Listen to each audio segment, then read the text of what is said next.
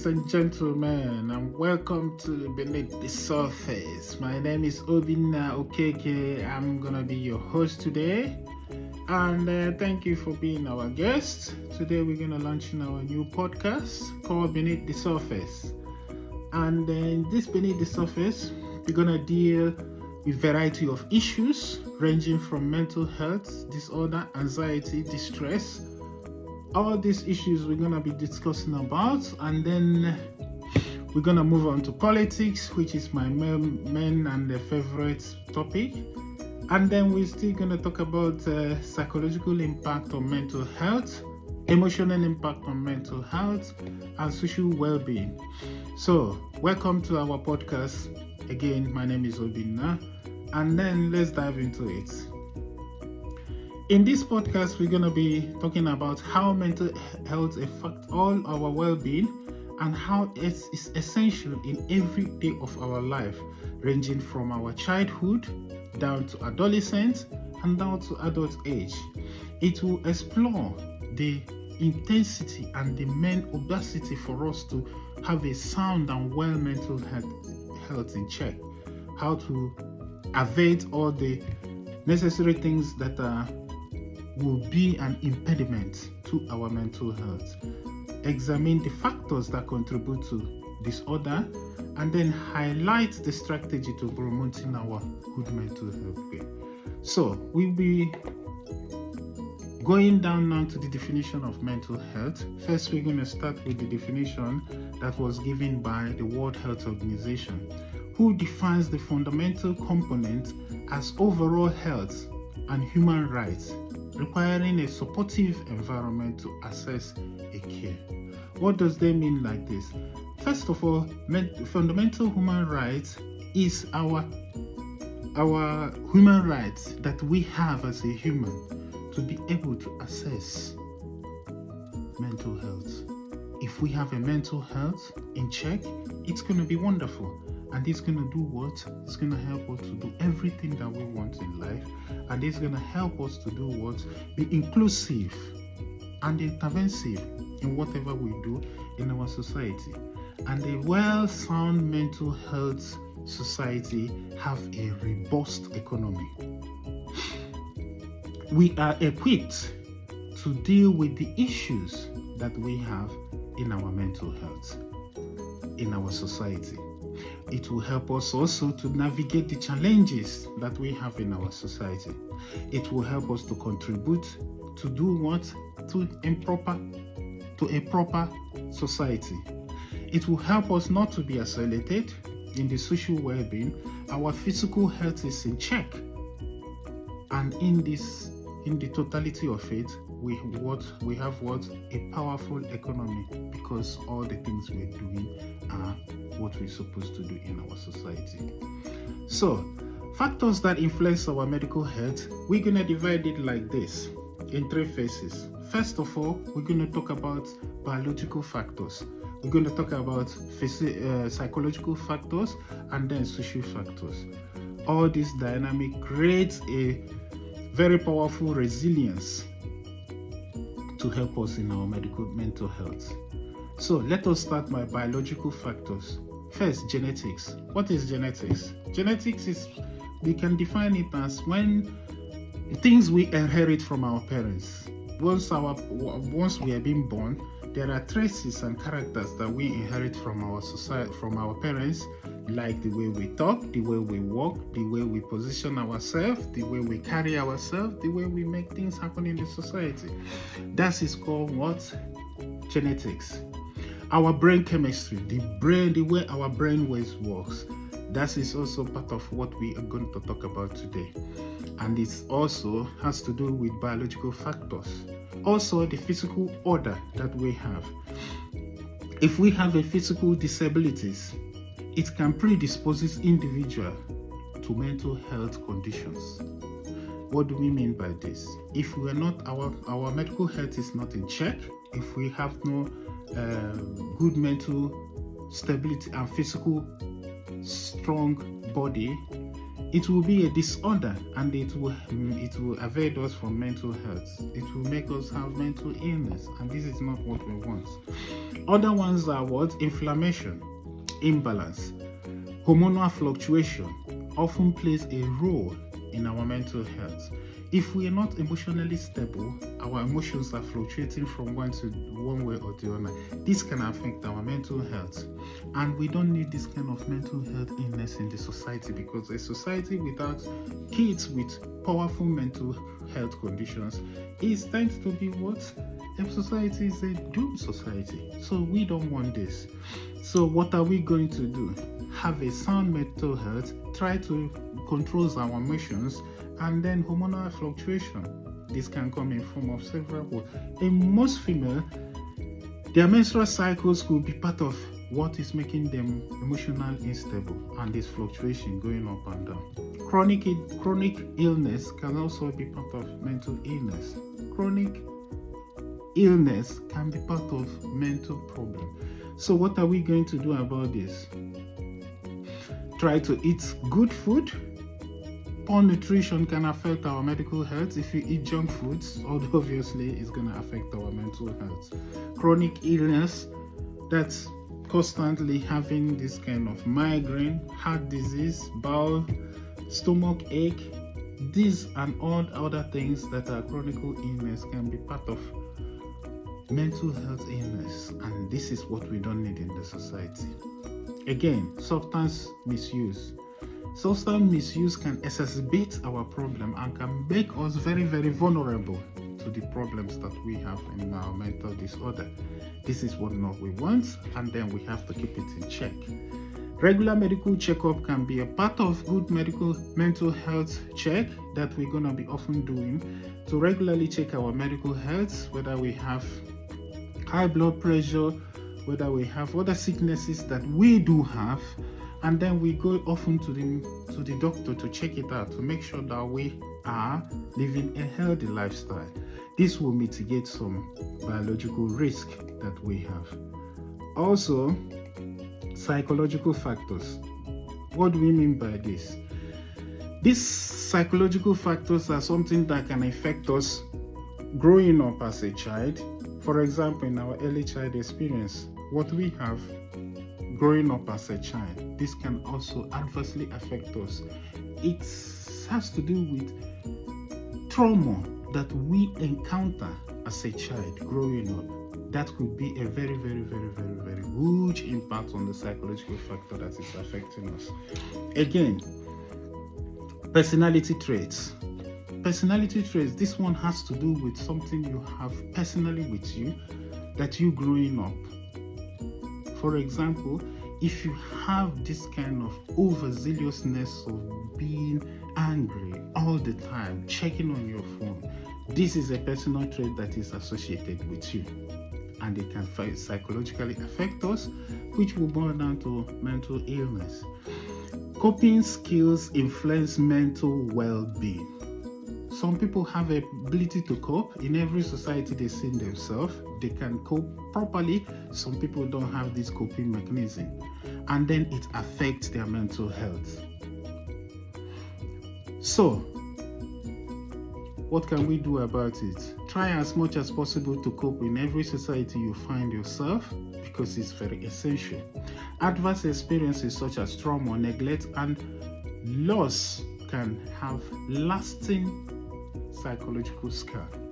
Trauma you have as a child growing up, I think I've emphasized a little bit on that, and that is what we can have that can affect our psychological factors in our mental health.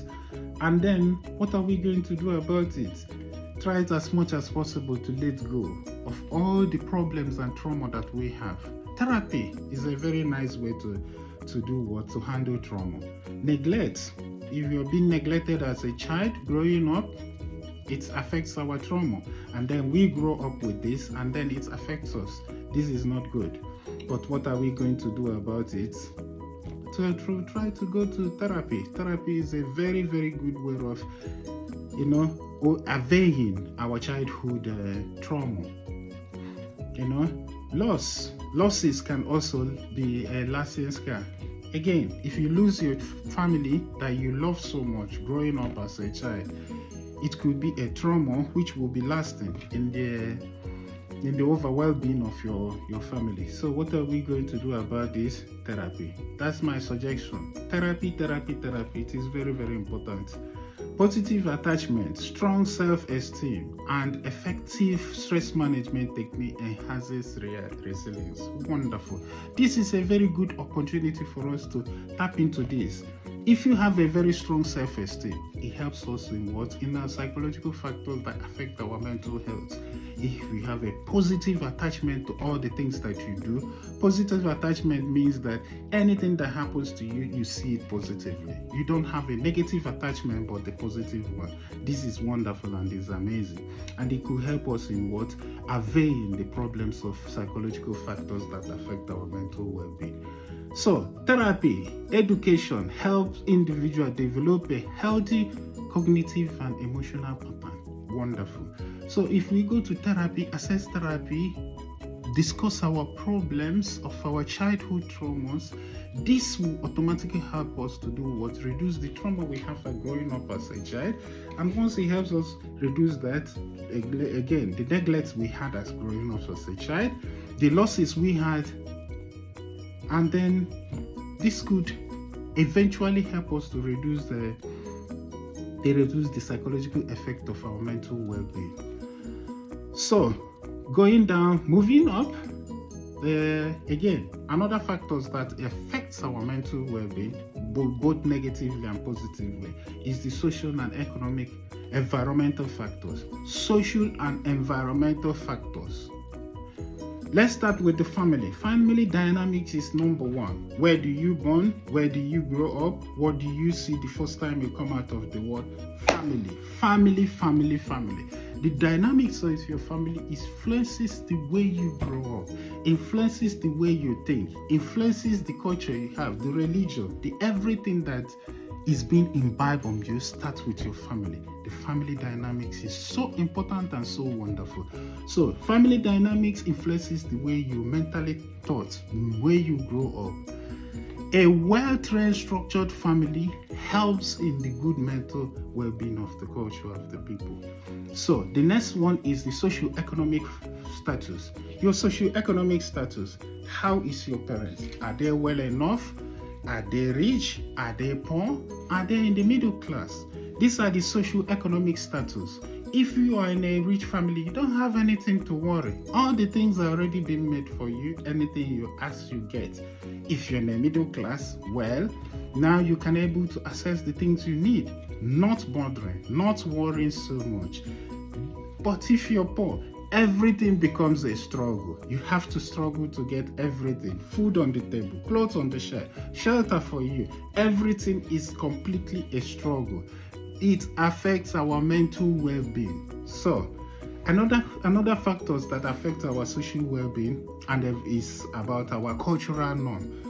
The dynamics in family, once you leave the family, the next thing you see is what? The society. And in this society, we have what is called cultural norms.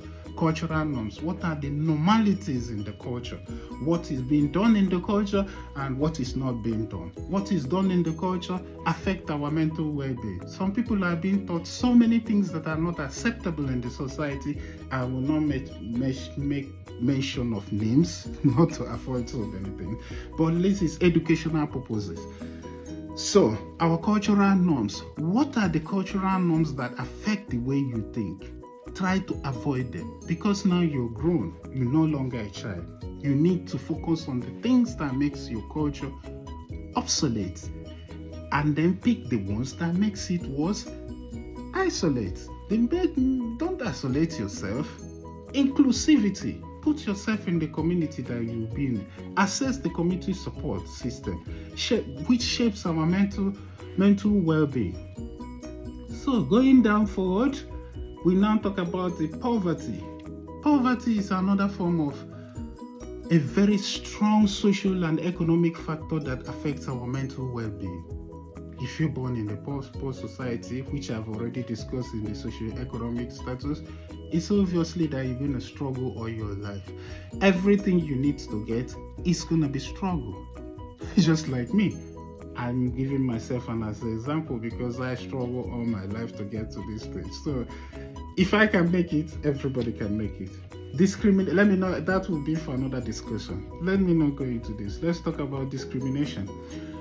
Migration. If we migrate from one country to other, it's definitely you're gonna be what? An isolation. You're gonna be a new person. The environment is gonna do what?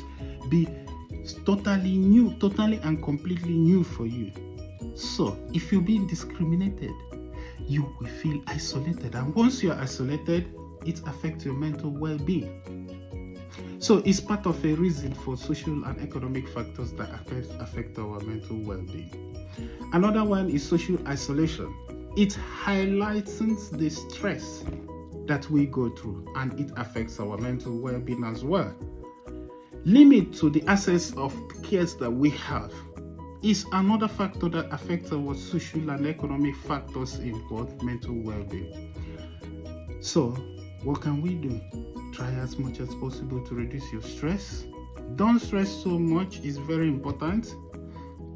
And then limitation to the access that we get the medical health care. This is also a factor that greatly affects our social and economic well-being. So safe neighborhood. This is first self-explanatory. If you live in a very safe neighborhood, you don't have anything to worry. You come out of the morning, everything is fine, the life is good, people are walking about their businesses, life is good, you don't need to worry. In contrast to somebody that lives in a very violent neighborhood, this is amazing, and this can affect us very, very bad in the social economic factors that they affect our mental well-being. This is not good.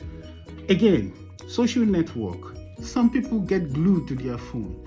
Instagram, Facebook, they see whatever they see. They tend to take it to the verbatim. They don't know that people work so hard to get these glamours and looks that they see. They think it's come easy. It doesn't. It's come through hard work.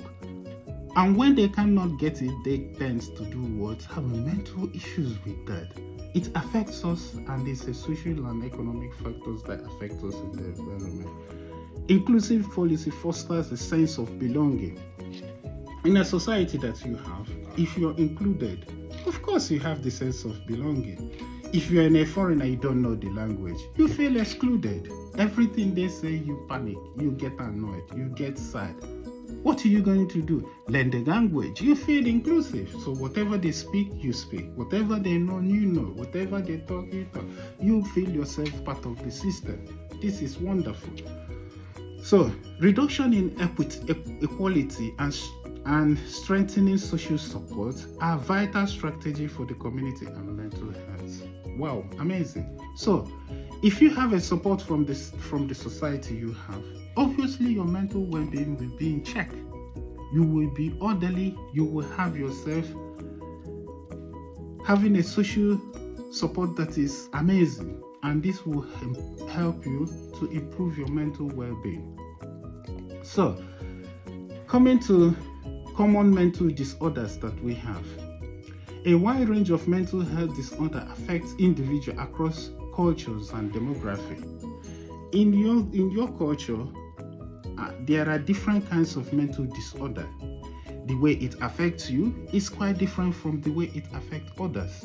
So therefore, your demography and your cultural environment differ from the way you have the issue. Some common mental disorders that we're going to talk about now is about to say. So let's go down to some mental disorders. Let's start with what? Anxiety disorder. Anxiety disorder is generalized anxiety disorder such as panic disorder. Panic disorder is when you have to panic about every little thing. The weather is cold, you panic. The weather is hot, you panic. The buses are not going today, you panic. The train station is not working, you panic. Panic disorder is a kind of a form of anxiety disorder which affects the mental well-being that we see in our society. Over excessive involvement in worries. Worries are another thing. You worry about everything. Donald Trump is making a speech, you're worried. The weather is, you worry. What can we do about it? Stop worrying. Don't have fear. Don't avoid yourself and don't get involved in all this kind of worrying factor. It will help to maintain a stable mental health being. Physical symptoms such as shortness of breath and muscle tension often accompanies psychological distress.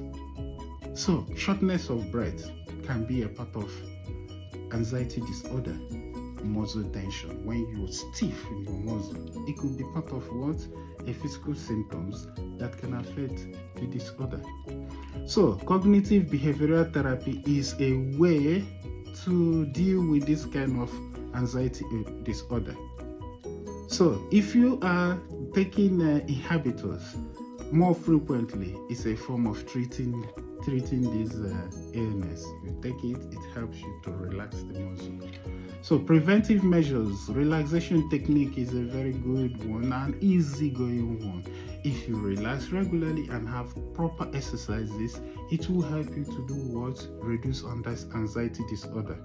Regular exercises, obviously, go to gym, run around. You don't even need to go to gym. Put out your kids, run around in the streets. It's an exercise. It will help you to reduce anxiety disorder. Stress reduction strategy. This is what you're going to do for you, and this is what they tell you when you go to therapy to help stress reduction, and it's a strategy to help what? Maintain a mental health balance, maintain anxiety disorder, put your health in check. Now, we're going to continue with other treatments. We're going to continue with, in our second episode, we have to discuss about mood disorder. We discuss about psychotic disorder, and then effects and impacts, treatments, and case studies that we researched and find out what the treatment can do for you, and then we draw about the conclusion. In the next episode, we're going to be inviting our experts, such as medical doctors and health professionals, to discuss about this issue. So many questions you have, you're going to write them down. Tune into our channel, subscribe, keep yourself safe, stay good out there. In the next episode, if you have a question, come about with it, and then we're going to answer it. Thank you today for tuning in. Thank you for listening to our new podcast. We're going to be live every Monday. So please, we're going to post a new videos every Monday. So tune in to our channel and then keep up to date. If you haven't subscribed, please do so. Click on the like button, and thank you for tuning in. Have a good evening. Bye-bye.